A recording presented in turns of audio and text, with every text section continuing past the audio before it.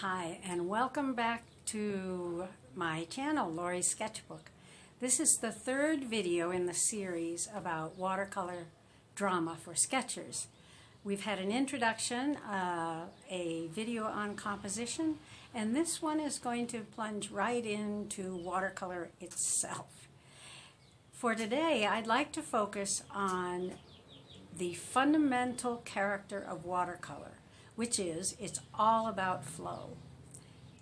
We can do some demos today to show how you play with that flow in different ways.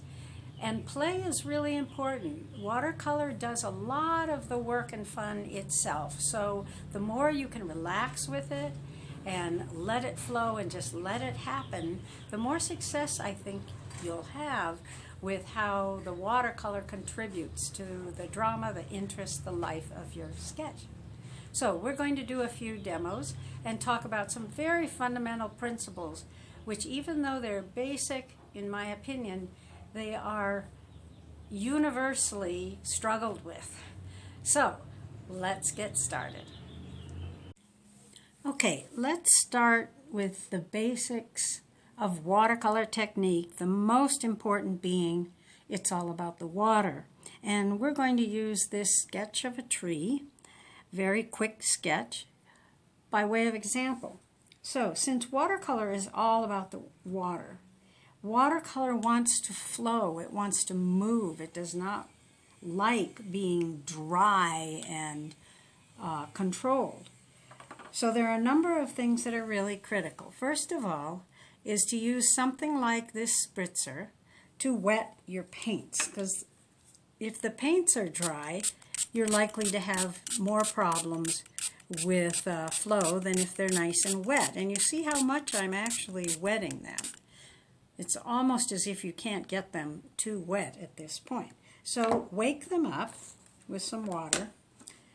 Then I always like to have two sources of water. One will become dirty as I clean the brush, and the other I'll keep clean and use only when the brush is clean, and that one is to just add plain water to something.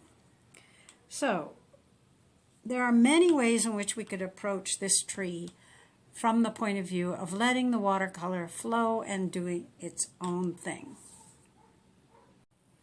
First is a wet on wet, especially if we're going to let it really have a good time. We're going to put some water on our scene. We're not caring about the drawing in particular. We're not trying to be exactly following any kind of lines, but we do want to make sure we get it nice and wet. Given that, now we can come in and start with a nice light color and drop it in. So this is what I mean when I say watercolor wants to flow. It likes all this movement. So there's your yellow, and then we'll just add to that yellow, drop in some blue, because as we all know, blue and yellow make green. When you have a puddle, when it gets too much water, just gently soak it up. Don't pat it. Just gently soak it up. Let's add a little more green down here to this grass. And the dirt we can add, I don't know, let's just add some, and even up here, a little bit of another color to give us some variety in what we're doing. Okay, now this is an abstract tree, obviously, but as you can see, I am just barely touching it, and I'm letting the water and the watercolor do what it wants to do. This is when you have oftentimes the most success. It's also the most fun.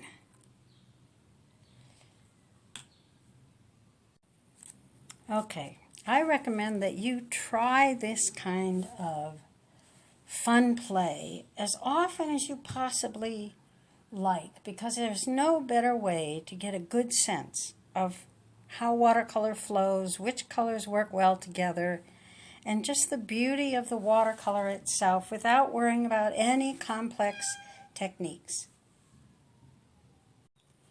Okay, before we move on, I thought it would be helpful to show the difference between a sketch that was done with flowing watercolor and a sketch that was done without it, to make it clear what it is we're talking about.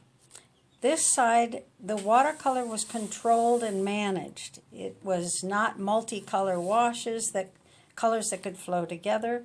It was very controlled, and I feel as though that results in a pretty quiet sketch. Here, by contrast, the watercolor was allowed to flow throughout. Each of these leaves, in fact the whole plant, is like we did that tree. Multicolor washes that were allowed to blend together. The pot into the shadow, same thing. Now, there is a dramatic difference in effect between these two. So this is quiet, and this has some real energy to it, the thing we've been calling drama. And the last thing before we leave it, I wanted to just highlight that, as you know, sorry, that's my cat, Siam, who wants to go out. As you know, in this case, the focal point was off-center. There's a diagonal. Things were left out and only suggested. So those are all techniques we had talked about in our composition video.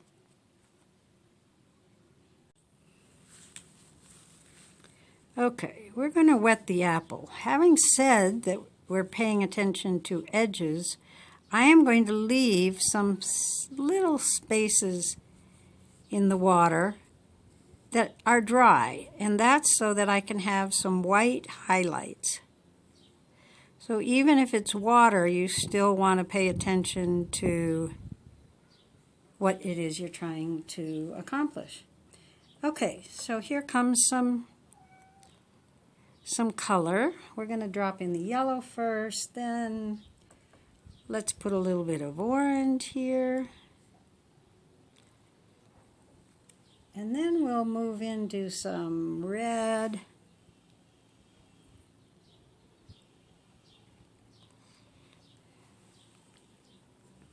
You know, you can also, when you're dealing with something this wet, you can move it back and forth to get good flow, because if you see, it will not go into the dry areas.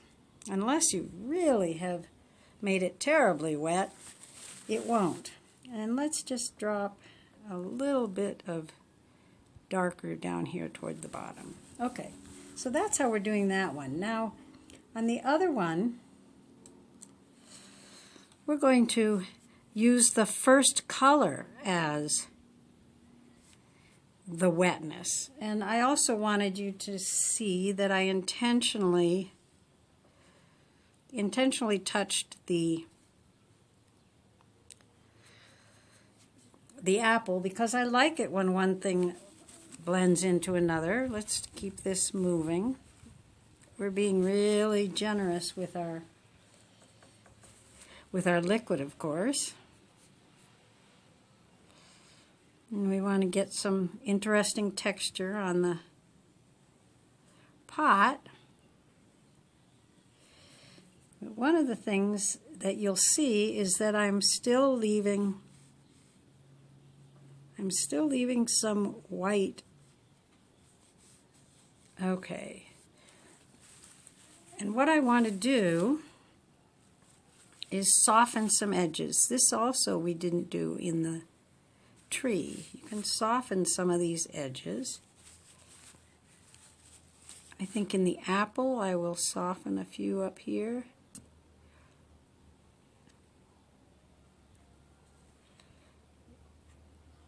Okay.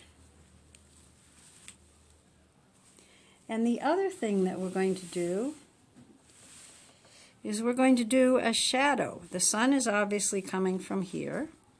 So the shadow will go from the sun to the shadow, from the sun to the shadow. And again, I like the fact that the color of the item is actually also in the shadow.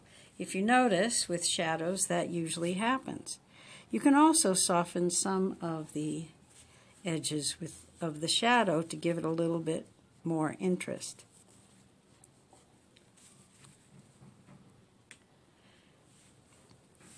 Okay, so that is an example of two different techniques. This is the water first, and this was the first color. Usually the lighter color was first.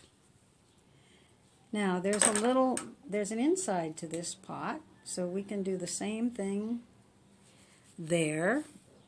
I'm going to put the inside of the pot, and because we're working with multicolor washes, even with that, I'm going to put a little bit of darker in one spot. If you notice, when the light comes from this direction, the inside of anything is going to be darker on that side as well. Now at this point, if we feel as though we want to strengthen some of the shadows, we can. And just give it a little bit more oomph in the shadow department. Same thing over here. Move it around.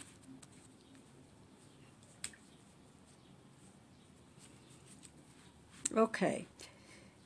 We need a stem on that apple. So let's just sort of deal with that. There. So by way of demo, this is very effective. Now, if we want to have some background, we talked in our compositional one about being willing to leave things out. But in order to get that lovely sense of light on the top of this pot, we might want to do some negative painting around the pot. This is a little awkward with my camera here.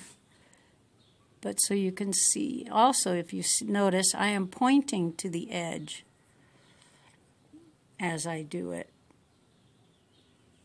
There. And I don't really care much about that edge.